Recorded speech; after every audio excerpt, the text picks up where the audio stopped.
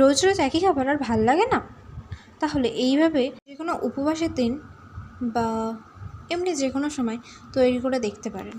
প্রথমে কড়াইয়ে তেলটা গরম করে নিয়ে এতে এলাচ, দারচিনি, তেজপাতা দিয়ে দেবো। এরপরে জিরে, একটু সাদা জিরে সেটা দিয়ে দেব।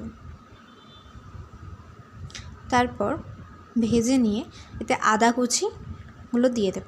আদাটা আমি এখানে কুচি করেছি, এখানে গ্রেট করে নিলে আরও ভালো হতো। এরপর এক এক দিয়ে দেবো আলু কুচি, গাজর কুচি, লঙ্কা কুচি, একটু পরে টমেটোটা দেব।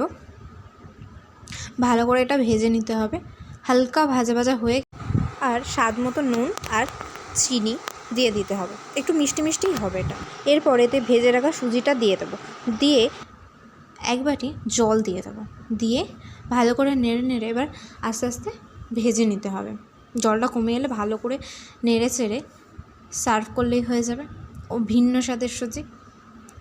হ্যাঁ, এতে আমি হলুদ ব্যবহার করিনি, কিন্তু আপনারা এতে হলুদ ব্যবহার করতে পারেন, কোনো অসুবিধা হবে না, দেখতে আরও বেশি ভালো হবে।